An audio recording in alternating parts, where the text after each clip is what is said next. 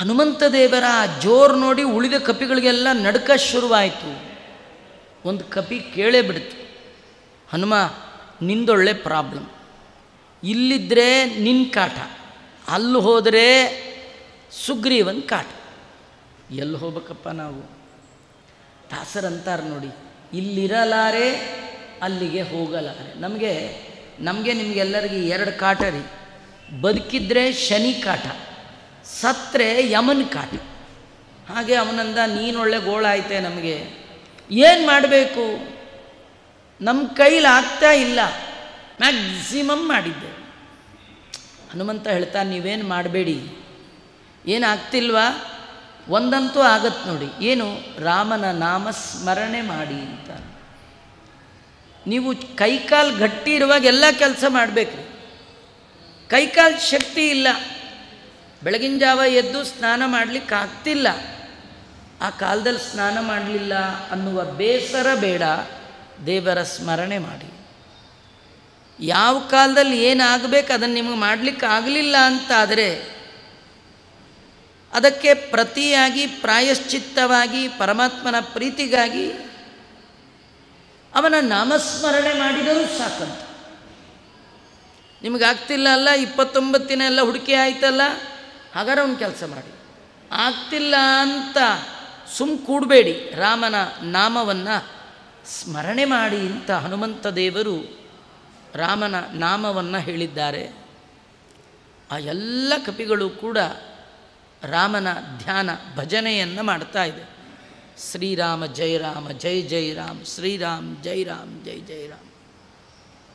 ಒಂದೇ ಕೋರಸ್ಸಲ್ಲಿ ಸಾವಿರ ಸಾವಿರ ಕಪಿಗಳು ಉಚ್ಚ ಕಂಠದಲ್ಲಿ ರಾಮನ ನಾಮವನ್ನು ಘೋಷಣೆ ಮಾಡ್ತಾ ಇದ್ದರೆ, ಅದೇ ಸ್ವಲ್ಪ ದೂರದಲ್ಲಿ ಒಂದು ಹದ್ದು, ದೊಡ್ಡ ಹಕ್ಕಿ. ಆ ಹಕ್ಕಿಗೆ ರೆಕ್ಕೆಯೇ ಬದುಕು, ರೆಕ್ಕೆ ಇಲ್ಲದ ಹಕ್ಕಿಗೆ ಬದುಕೇ ಇಲ್ಲ. ಆದರೆ ಆ ಹಕ್ಕಿ ಇಡೀ ರೆಕ್ಕೆ ಸುಟ್ಟು ಹೋಗಿತ್ತು, ಹಾರಲಿಕ್ಕಾಗ್ತಿಲ್ಲ. ಅದಕ್ಕೆ ಸಾವು ಇಲ್ಲ, ಬದುಕೂ ಇಲ್ಲ. ಬದುಕಲಿಕ್ಕೆ ರೆಕ್ಕೆ ಇಲ್ಲ, ಸಾಯಲಿಕ್ಕೆ ಪ್ರಾಣ ಹೋಗ್ತಿಲ್ಲ, ಇಂಥ ಸ್ಥಿತಿ. ಆದರೆ ಯಾವಾಗ ರಾಮನ ನಾಮದ ಧ್ವನಿ ಹಕ್ಕಿಯ ಕಿವಿಗೆ ಅಪ್ಪಳಿಸಿತೋ, ರೆಕ್ಕೆಗಳೆಲ್ಲ ಚಿಗುರ್ಲಿಕ್ಕೆ ಶುರುವಾಯಿತು. ಆಶ್ಚರ್ಯ ಆಯಿತು. ಎಂದೆಂದು ಮರಳಿ ನನ್ನ ಜೀವನದಲ್ಲಿ ನಾನು ಪಡೀಲಿಕ್ಕೆ ಸಾಧ್ಯವೇ ಇಲ್ಲ ಅಂತ ಮರಣೋನ್ಮುಖವಾಗಿ ಕೂತ ಹಕ್ಕಿಗೆ ಮತ್ತೆ ರೆಕ್ಕೆ ಚಿಗುರ್ಲಿಕ್ಕೆ ಶುರುವಾಯಿತು. ಇಷ್ಟು ಆನಂದ ಆಯಿತು. ಎಲ್ಲಿಂದ ಬರ್ತಾ ಇದೆ ಈ ಶಬ್ದ? ಇಂಥ ಅದ್ಭುತವಾದ ಮಹಿಮೆಯನ್ನು ತೋರಿಸ್ತಾ ಇದೆಯಲ್ಲ ಅಂಥೇಳಿ ಕಷ್ಟಪಟ್ಟು ಅರ್ಧಂಬರ್ಧ ಬೆಳೆದ ರೆಕ್ಕೆಯೊಂದಿಗೆ ಎಲ್ಲಿ ಕಪಿಗಳು ಕೂತು ರಾಮನ ನಾಮವನ್ನು ಜಪ ಮಾಡ್ತಿತ್ತು ಅಲ್ಲಿಗೆ ಬಂದು ಕೂತ್ಕೊಂಡ್ಬಿಡ್ತು. ಕಪಿಗಳಿಗೆಲ್ಲ ಆಶ್ಚರ್ಯ. ಅದುವರೆಗೆ ಅಷ್ಟು ದೊಡ್ಡದಾದ ಹಕ್ಕಿಯನ್ನು ಕಪಿಗಳು ಕಂಡೇ ಇಲ್ಲ. ಆಶ್ಚರ್ಯವಾಗಿ ನೋಡ್ತಾ ಹೇಳ್ತಾ ಇದ್ದ ರಾಮನ ನಾಮವನ್ನೇ ನಿಲ್ಲಿಸಿಬಿಡ್ತು. ಏನಾಗುತ್ತೋ ಏನು. ಹಕ್ಕಿ ಆ ಕಪಿಗಳಿಗೆಲ್ಲ ಹೇಳ್ತಾ ಇದೆ, ನೀವು ದಯಮಾಡಿ ರಾಮನ ನಾಮ ನಿಲ್ಲಿಸೋದು ಬೇಡ, ಇನ್ನೊಂದು ಸ್ವಲ್ಪ ಕಾಲ ಹೇಳಿ, ನಿಮಗೊಂದು ಆಶ್ಚರ್ಯವನ್ನು ತೋರಿಸ್ತೇನೆ ಅಂತ ಹೇಳಿ ತನ್ನ ಸುಟ್ಟ ರೆಕ್ಕೆಯನ್ನು ದೊಡ್ಡದು ಮಾಡಿ ಕೂತಿದೆ. ಈ ಕಪಿಗಳೆಲ್ಲ ರಾಮನ ನಾಮವನ್ನು ಭಕ್ತಿಯಿಂದ ಉಚ್ಚ ಕಂಠದಲ್ಲಿ ಹೇಳ್ತಾ ಇದ್ದರೆ ಸುಟ್ಟ ರೆಕ್ಕೆ ಒಂದೊಂದೇ ಚಿಗುರ್ಲಿಕ್ಕೆ ಶುರುವಾಯ್ತಂತೆ. ತವ ಕಥಾಮೃತಂ ತಪ್ತ ಜೀವನಂ ಕವಿಬಿರೀಡಿತಂ ಕಲ್ಮಷಾಪಹಂ. ಭಗವಂತನ ಕಥಾಮೃತ ಎಂಥದ್ದು ಅಂದರೆ ಸುಟ್ಟ ಜೀವನವನ್ನು ಮರಳಿ ಕೊಡುವಂಥದ್ದು. ನಿಮ್ಮ ಬಾಳಲ್ಲಿ, ನಿಮ್ಮ ಜೀವನದಲ್ಲಿ ಏನಾದರೂ ತುಂಬ ಸಂಕಟ ಆಗಿದ್ದರೆ, ಎಷ್ಟೋ ಬಾರಿ ಇಷ್ಟು ಡಿಪ್ರೆಸ್ಗೆ ಹೋಗ್ತಾರೆ, ಬದುಕೋದಕ್ಕಿಂತ ಸಾಯೋದೇ ಮೇಲು ಅಂಥ ಪ್ರಸಂಗದಲ್ಲಿ ಒಮ್ಮೆ ರಾಮಾಯಣ ಓದಿ ಅಂತಾರೆ. ಈ ಹಕ್ಕಿ ಸಾವಿಗೆ ಸಿದ್ಧವಾಗಿ ಕೂತ ಹಕ್ಕಿ, ಆದರೆ ಮತ್ತೆ ಬದುಕುವ ಇಚ್ಛೆ ಬಂದದ್ದು ರಾಮಾಯಣ ಕೇಳಿ. ನಮ್ಮನ್ನು ಮರಳಿ ಜೀವನದ ಕಡೆಗೆ ಕರೆತರುವಂಥದ್ದು ರಾಮಾಯಣ. ಆ ಹಕ್ಕಿಗೆ ರೆಕ್ಕೆ ಬಂದದ್ದು ನೋಡಿ ಕಪಿಗಳಿಗೆಲ್ಲ ಆಶ್ಚರ್ಯ ಆಯಿತು. ಕಣ್ಣೆದುರಿಗೆ ಆ ಅದ್ಭುತವನ್ನು ನೋಡಿದೆ. ರಾಮನ ನಾಮದ ಮಹಿಮೆಯ ಪರಿಚಯವನ್ನು ಕಪಿಗಳು ಮಾಡಿಕೊಂಡು, ಹಕ್ಕಿ ಕಪಿಗಳನ್ನೆಲ್ಲ ಕೇಳಿತು, ನಿಮ್ಮಿಂದ ಕಳೆದುಕೊಂಡ ಜೀವನವನ್ನು ನಾನು ಮತ್ತೆ ಪಡೆದೆ. ಎಷ್ಟು ಭಕ್ತಿಯಿಂದ ಸ್ವಾಮಿ ರಾಮನ ನಾಮವನ್ನು ನೀವು ಜಪ ಮಾಡಿದಿರಿ, ಇಷ್ಟು ನನಗೆ ಉಪಕಾರ ಮಾಡಿದ್ದೀರಿ. ನೀವು ಯಾರು? ನೀವು ಎಲ್ಲಿರೋರು? ಇಲ್ಲಿ ಯಾಕೆ ಬಂದ್ರಿ? ಏನು ನಿಮ್ಮ ಗುಂಪು? ಆಗ ಆ ಕಪಿಗಳು ಹೇಳ್ತಾ ಇದ್ದಾರೆ, ಈ ರಾಮ ನಮ್ಮ ಸ್ವಾಮಿ, ಅವನ ಪ್ರಿಯ ಮಡದಿಯಾದ ಸೀತೆಯನ್ನು ಕಳ್ಕೊಂಡಿದ್ದಾನೆ. ಸೀತಾನ್ವೇಷಣೆಗಾಗಿ ನಮ್ಮೆಲ್ಲರ ಒಡೆಯನಾದ ಸುಗ್ರೀವ ದಕ್ಷಿಣ ದಿಕ್ಕಿಗೆ 30 ದಿನದ ಅವಧಿಯನ್ನು ಕೊಟ್ಟು ಕಳಿಸಿದ್ದಾನೆ. 29 ದಿನ ಕಳೆದಿದೆ, ಸೀತಾ ಸಿಗಲಿಲ್ಲ, ಅನ್ವೇಷಣೆ ಹುಡುಕ್ತಾ ಇದ್ದೇವೆ.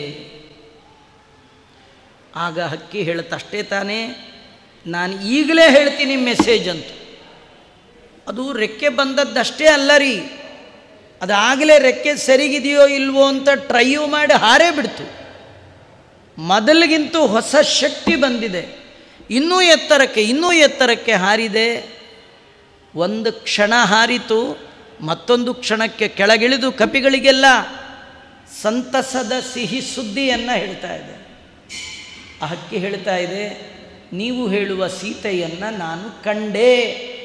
ಆ ಕಪಿಗಳಿಗೆ ಎಷ್ಟು ಆನಂದ ಆಗಿರಬೇಕ್ರಿ. 29 ದಿನದಿಂದ ಯಾವ ನ್ಯೂಸ್ ಬ್ರೇಕಿಂಗ್ಗಾಗಿ ಕಾಯ್ತಾ ಇದ್ರೋ ಅದು ಇವತ್ತು ಬಂದೇ ಬಿಡುತ್ತೆ.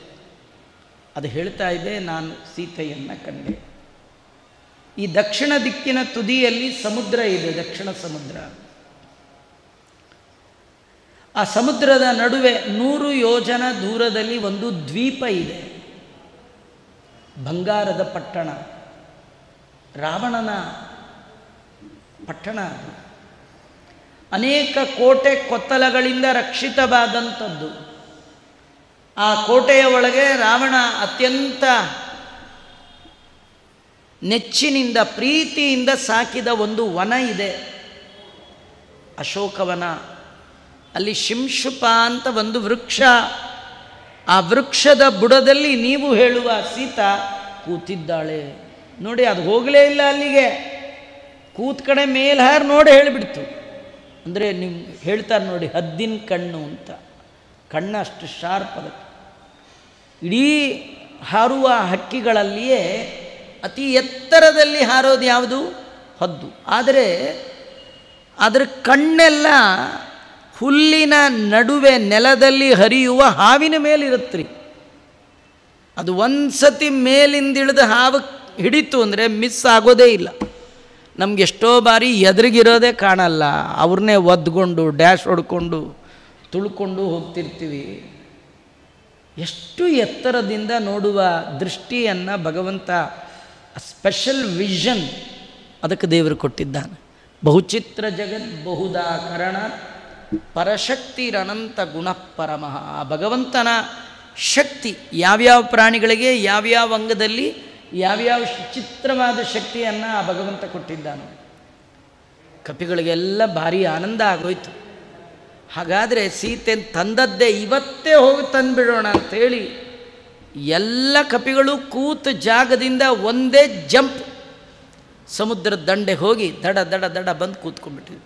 ಎಲ್ಲ ಕಪಿಗಳು ಸಾಲಾಗಿ ಕೂತಿದೆ. ಅಲ್ಲಿ ಒಂದು ಮೀಟಿಂಗ್, ಸೀತಾನ್ವೇಷಣೆಗೆ ಸೀತೆ ಎಲ್ಲಿದ್ದಾಳೆ ಗೊತ್ತಾಯಿತು, ದೊಡ್ಡ ಪ್ರೋಗ್ರಾಮ್. ಈಗ ನಾವು ಕೆಲಸ ಶುರು ಮಾಡಬೇಕು. 100 ಯೋಜನ ಹಾರಿ ಹೋಗಿ ಸೀತೆಯನ್ನು ನೋಡಿ ಬರಬೇಕು. ಯಾರು ಹಾರೋರಿದ್ದೀರಿ? ನೀವು ಹಾರಿದ್ರೂ ಎಷ್ಟು ಹಾರ್ಬೋದು, ನಿಮ್ಮ ಶಕ್ತಿ ಏನು ಕೇಳಿದಾಗ ಎಲ್ಲ ಕಪಿಗಳು ಹೇಳ್ತಾ ಇದೆ, ಒಂದು ಕಪಿ ಅಂತೂ 10 ಯೋಜನ. ನೋಡಿ, ಯೋಚನೆ ಮಾಡಿ, ಹಾರಬೇಕಾದ್ದು 100 ಯೋಜನ, 10 ಯೋಜನ ಹಾರೋದ್ರಿಂದ ಏನು ಪ್ರಯೋಜನ? ಏನು ಪ್ರಯೋಜನ ಇಲ್ಲ ಅಂತ ಆ ಕಪಿ ಸುಮ್ಮನೆ ಕೂಡಲಿಲ್ಲ. ಅದಂತೂ ರಾಮನಿಗಾಗಿ ನಾನು 10 ಯೋಜನ ಹಾರ್ತೇನೆ. ಇದರೊಳಗೊಂದು ಕಥೆ ಇದೆ ನಮಗೆ. ಏನು ಕಥೆ ಅಂದರೆ, ನಮಗೆ ನಿಮಗೆ ಯಾರಿಗೂ ಕೂಡ ರಾಮನ ಸೇವೆಯನ್ನು ಪರಿಪೂರ್ಣವಾಗಿ ಮಾಡುವ ತಾಕತ್ತಿಲ್ಲ.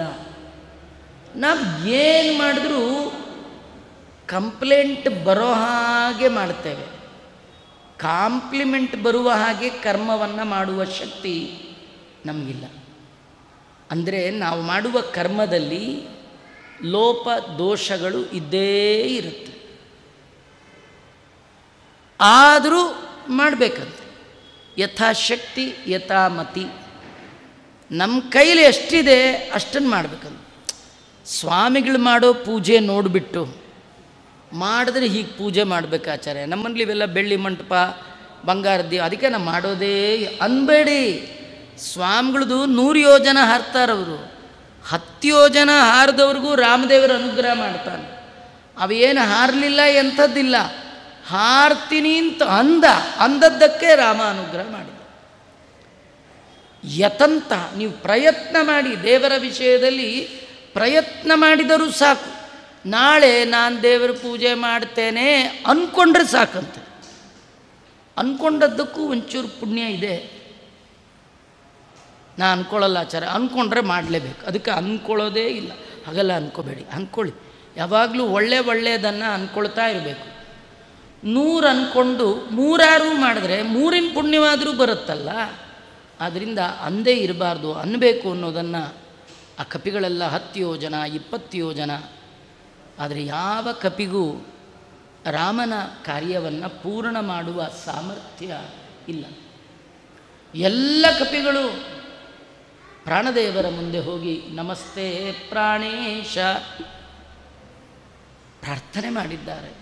ಮಾತರ್ಮೇ ಮಾತರಿಶ್ವಂ, ಹನುಮಂತ ನೀನೇ ಬಲವಂತ, ನಿನ್ನಿಲ್ಲದೆ ಯಾವ ಕಾರ್ಯವೂ ಆಗೋಲ್ಲ. ಯಾಕಂದರೆ ಹನುಮಂತ ದೇವರು ಅವತಾರ ಮಾಡಿದ್ದೇ ರಾಮನ ಕೆಲಸ ಮಾಡಲಿಕ್ಕೆ. ಪ್ರಥಮೋ ಹನುಮಾನ್ ನಾಮ ದ್ವಿತೀಯೋ ಭೀಮ ಏವ ಚ ಪೂರ್ಣಪ್ರಜ್ಞಸ್ತೃತೀಯಸ್ತು ಭಗವತ್ ಕಾರ್ಯ ಸಾಧಕ. ದೇವರ ಕಾರ್ಯ ಸಾಧನೆಗಾಗಿ ಭೂಮಿಗೆ ಬರುವವರು ಹನುಮಂತ ದೇವರು. ನೀನು ಅದಕ್ಕಾಗಿಯೇ ಬಂದಿದ್ದೀಯ.